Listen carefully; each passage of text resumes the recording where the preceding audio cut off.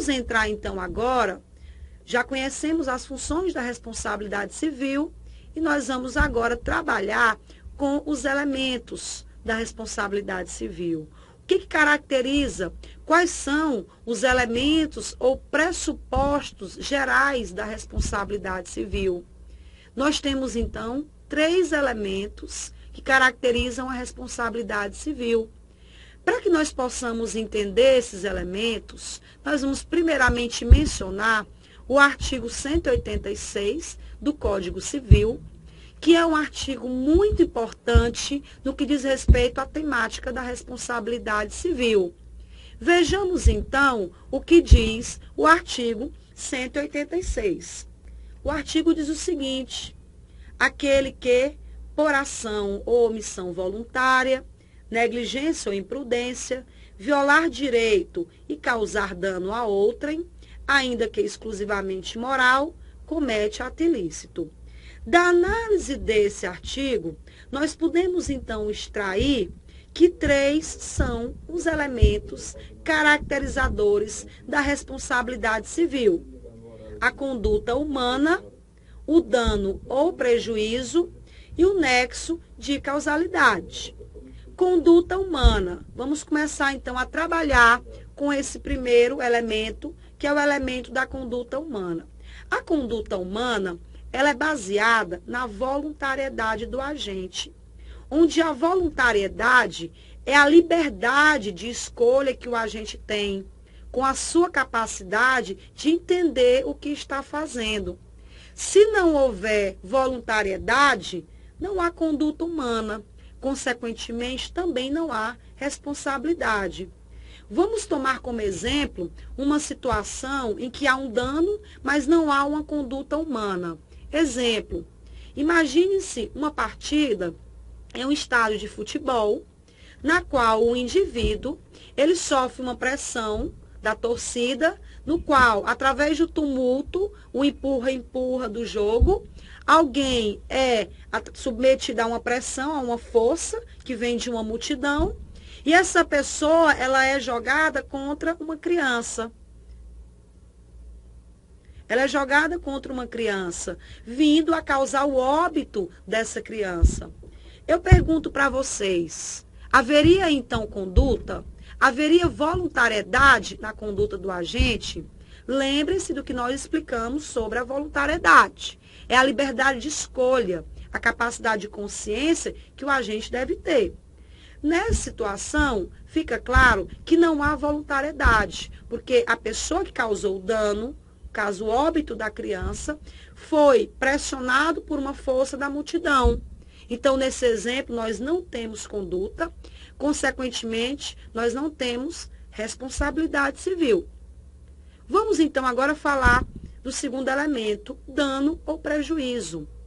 Para que haja responsabilidade, é necessário, além da conduta do sujeito, que haja também um prejuízo. O prejuízo, ele tanto pode ser uma lesão a um bem de ordem patrimonial, que tem um valor econômico, como também uma lesão a um bem moral, que tenha um valor extrapatrimonial. Ou seja, o dano, ele pode ser um dano material ou moral, que é causado em decorrência da ação ou da omissão do agente. Então, se da ação do agente acontece uma lesão a um bem jurídico de natureza patrimonial ou moral, nós temos então o segundo elemento, que é o dano ou prejuízo. E para fechar os elementos da responsabilidade, nós temos o terceiro, que é o nexo de causalidade, também chamado por alguns de nexo causal. O nexo causal nada mais é do que o elo de ligação entre a conduta do agente e o dano efetivamente provocado. Tomemos como exemplo uma situação em que alguém embriagado arremessa uma garrafa de cerveja na cabeça de outra pessoa. Vamos então imaginar o seguinte: se nós tirarmos essa conduta, que é o arremesso da garrafa, não vai haver o evento danoso, que seria o quê? A lesão corporal do sujeito. Então, nesse caso, se o evento anterior ele não for importante para a configuração do dano, não vai haver nexo causal.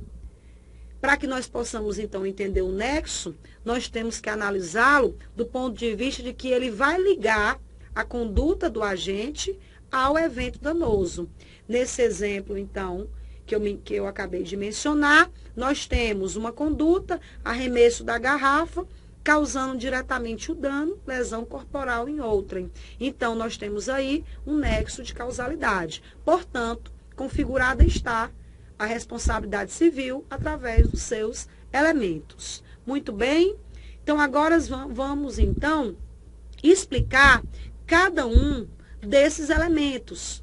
Tanto a conduta como o dano, como o nexo causal, a gente precisa explicar mais um pouco, entender como é que eles se caracterizam. Vamos, então, começar com a conduta.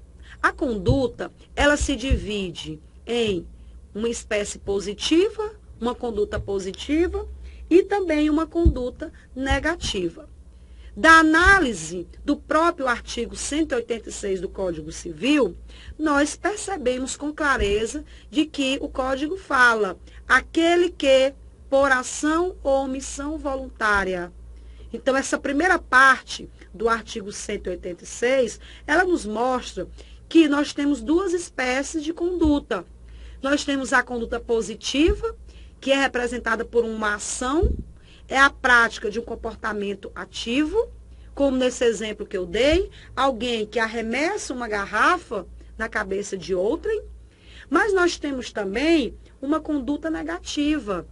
Essa conduta é a omissão, é um não fazer, é uma abstenção que tem uma repercussão para o direito.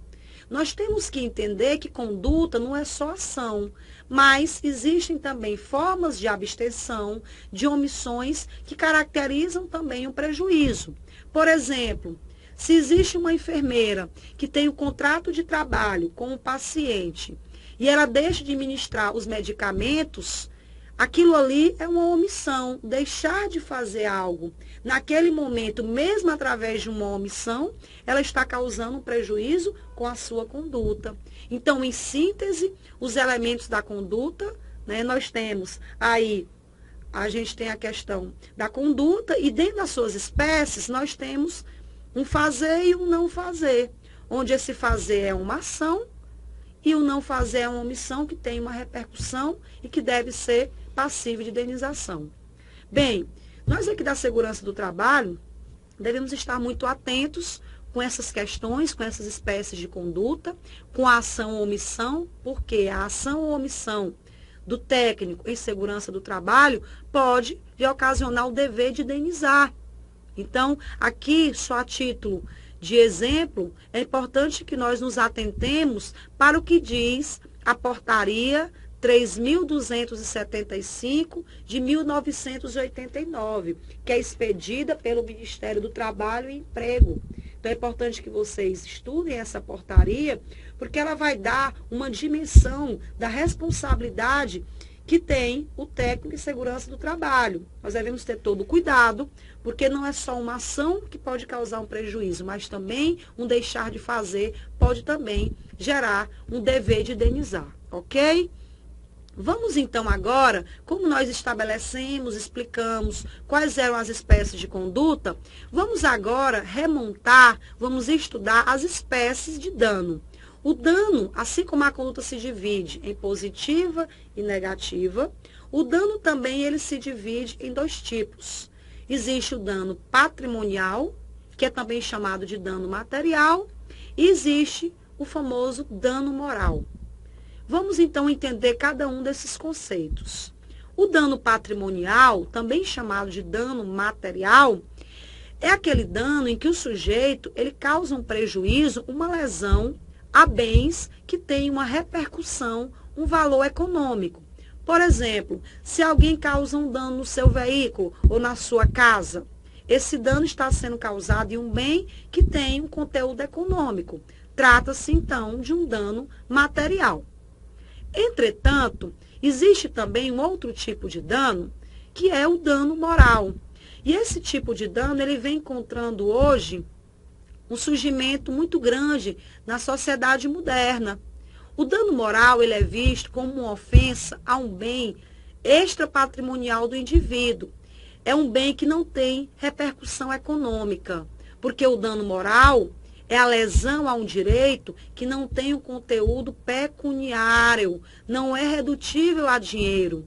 Ele se caracteriza como toda ofensa aos direitos da personalidade que a pessoa tem, quer seja violando a sua intimidade, a sua vida privada, o seu direito à imagem, então a sua honra, a sua dignidade, tudo isso pode causar um dever de indenizar. Se alguém causar um prejuízo nessas esferas que não são patrimoniais, quer seja intimidade, vida privada, o nome, ou seja, aos direitos da personalidade de alguém, então vai haver necessariamente um dano moral. O dano moral, ele está previsto na Constituição Federal, no artigo 5º e também no artigo 186, na parte final, onde prevê a expressão dano moral.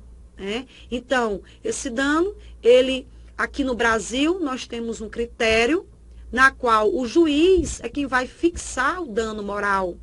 É o critério do arbitramento, onde o magistrado ele vai arbitrar um valor de uma indenização que venha compensar a vítima daquele prejuízo sofrido moralmente. E o magistrado ele vai verificar vários critérios para, então, estabelecer qual o valor da indenização de danos morais.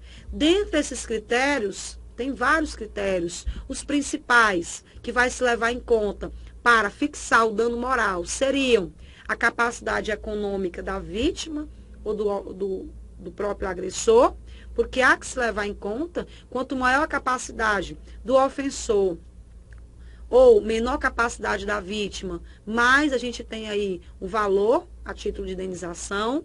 É também levado em conta a gravidade da infração. Infrações mais graves, elas têm uma indenização mais alta, e também a proporcionalidade entre a conduta e o dano. Será que aquela conduta, por si só, ela causou o dano? Ou houve também uma culpa concorrente do sujeito, aquele que foi lesionado? Então, todos esses parâmetros, esses critérios, vão ser levados em conta aqui no Brasil para que o juiz ele possa fixar a indenização por danos morais. Não há um valor taxativo. Aqui no Brasil, não tem o critério, como em outras legislações, que é o critério da tarifação. Não há um prévio valor tarifado. E sim, o sujeito que sentir que teve uma violação do seu direito em relação aos seus direitos da personalidade, ele poderá ir ao judiciário, e o judiciário, então, com base em alguns critérios, vai arbitrar um valor que se entenda razoável para tentar compensar, então, esse prejuízo moral que foi sofrido. E aí nós vamos, então, ao falar de dano, nós falamos do dano material e do dano moral. Vamos, então, voltem um pouquinho aí no estudo do dano material, onde nós vamos dividir o dano material em dois tipos de dano. É muito importante nós entendermos isso. O dano material, ele se divide, então, em dano emergente e lucros cessantes. O dano emergente, ele corresponde ao efetivo prejuízo experimentado pela vítima, ou seja, aquilo que a pessoa efetivamente perdeu. Já os lucros cessantes, ele corresponde àquilo em que a vítima efetivamente deixou de lucrar por força do dano, ou seja, aquilo que ela não ganhou. Tomemos como exemplo um caso em que alguém causa um dano patrimonial ao veículo de outro. Imagina que o sujeito, o Tício, ele vem trafegando com o seu veículo e uma outra pessoa invadindo, então, desrespeitando as normas de trânsito, essa pessoa, imprudentemente, ela causa um abarroamento, uma batida no carro de Tício. O que vai acontecer? Nesse primeiro momento, o carro dele vai ter um dano emergente, porque existe um prejuízo. O carro, ele vai ter um dano material, ele vai ter uma desvalorização material em relação àquela batida. Aí é um dano emergente, é o prejuízo sofrido, prejuízo com o conserto do carro. Entretanto, vamos imaginar que o proprietário do veículo, no caso o Tício, ele usasse esse veículo também para trabalhar. Ou seja, o veículo é a fonte de renda dele. Ele precisa do carro para trabalhar. Como é que seria? Além do dano emergente, que é o prejuízo, as avarias que existem no carro, também há aí, nessa situação, um lucro cessante. Porque se o carro está avariado, o carro está batido, o proprietário não tem como usar esse carro para trabalhar. Então, ele vai deixar de lucrar em razão daquele dano. Ele vai deixar de receber, por exemplo, a remuneração que ele tem mensalmente para o seu sustento, porque o carro não pode mais andar, ele está batido. Nessa situação, além do efetivo prejuízo no carro, que é o valor do conserto, a vítima também pode pleitear lucros cessantes, ou seja, o valor que ela efetivamente deixou de ganhar em razão do dano que teve no seu veículo. Bem, esses conceitos de dano material, emergente e lucro cessante têm uma previsão legal. No que diz respeito, então, a essas subdivisões do dano material, o dano emergente e os lucros cessantes, nós temos uma previsão legal, que eu gostaria que vocês lessem aí no Código Civil, que está, então, previsto no artigo 402 e 950 do Código Civil, onde esses dispositivos, eles preveem a possibilidade de haver tanto dano emergente como também o lucro cessante, que é aquilo que a vítima efetivamente deixou de lucrar. Bem, para finalizar então a nossa aula, nós vamos então trabalhar com as causas excludentes de responsabilidade. Existem situações que podem retirar a responsabilidade daquele que comete um dano. Ou seja, muito embora ele cometa um dano, ele não vai receber uma punição, uma responsabilização em razão daquele dano cometido. Para nós aqui da segurança do trabalho, é importante nós mencionarmos algumas situações que excluem a responsabilidade civil. Vamos inicialmente trabalhar com a ideia da culpa exclusiva da vítima. Imagine uma situação em que a vítima, ela concorre, ela contribui para o evento danoso. Como é que funciona nessa situação? Bem, uma forma que o autor do dano tem para tentar, eventualmente, reduzir, diminuir a sua responsabilidade é comprovar que a vítima também teve responsabilidade para o evento danoso. Vejamos aqui o que diz o artigo 495 do Código Civil. Se a vítima tiver concorrido culposamente para o evento danoso, a sua indenização será fixada, tendo-se em conta a gravidade de sua culpa em confronto com a do autor do dano. Ou seja, há que se analisar nesse caso qual foi o limite da responsabilidade de cada um. Se a vítima, ela contribuiu, qual o limite da responsabilidade dela em contraposição ao limite da responsabilidade do autor do dano. Só para que vocês possam entender nesse caso, vai ser verificado o grau de responsabilização.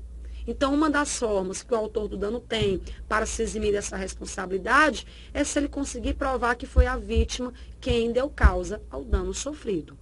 Uma outra hipótese também que a gente poderia trabalhar são aqueles casos em que acontecem situações alheias à vontade do agente, como no caso fortuito e na força maior. Caso fortuito são aquelas situações que decorrem de eventos da natureza, como, por exemplo, tempestades, inundações, incêndios. Tudo isso retira a responsabilidade do agente. A força maior também. A força maior são acontecimentos inelutáveis do homem, como, por exemplo, as guerras, as revoluções. Tudo que acontece nesse cenário também não gera responsabilidade. Então, em caso de ações da natureza, como de situações inelutáveis da esfera humana, como guerras, revoluções, ou outras situações, como terremotos, enchentes, incêndios, que são situações atribuídas à natureza, aí nós temos, então, situações alheias à vontade do agente, ou seja, o agente não contribuiu com a sua vontade, portanto, ele não tem como ser responsabilizado. E uma última situação, que a gente precisa mencionar, que também exclui a responsabilidade, é o estado de necessidade e a legítima defesa. O estado de necessidade, ele se configura quando alguém causa prejuízo ao direito de outro, mas para tentar repelir de perigo iminente e proteger um direito que tem um valor jurídico igual ou inferior àquele direito que foi violado. Só para quem não entendeu, eu vou dar um exemplo que vai clarificar melhor essa minha fala. Vamos imaginar um caso de um motorista que, para evitar atropelar e matar uma criança, ele joga o seu carro contra um outro veículo. Então, nós temos que analisar esse fato à luz do estado de necessidade. Ou seja, para evitar um perigo iminente, que seria matar a criança, através do atropelamento, ele acaba gerando o quê? Um prejuízo ao direito de outrem. Mas nesse caso aí, ele não vai ser responsabilizado por esse prejuízo no carro do outro sujeito, porque ele estava em estado de necessidade. Ou seja, ele causou um dano, mas para evitar um prejuízo, um perigo iminente, para tutelar um direito, no caso aí, a vida de uma criança, que é um direito que tem uma repercussão jurídica muito maior do que o direito patrimonial. E a legítima defesa é aquela situação em que a pessoa ela vai repelir uma injusta agressão dirigida a si ou ao outro. Ninguém tem a obrigação de suportar uma injusta agressão. Se você, por exemplo, está na porta da sua casa e você vai saindo com o seu veículo e você é abordado na tentativa de um assalto, e ao tentar se defender, você joga o seu carro contra a moto do assaltante e vem a causar avarias na moto e lesiona fisicamente o assaltante, nesse caso, você não poderá ser responsabilizado, porque trata-se aí de uma legítima defesa. Ninguém é obrigado a suportar, então, prejuízo a seu direito e a de outrem. O direito salvaguarda, então, a legítima defesa. Então, só para que nós possamos recapitular, nós temos aí a responsabilidade civil, com os seus elementos caracterizadores. Nós temos, então, essas subdivisões, que é importante que vocês tenham em mente.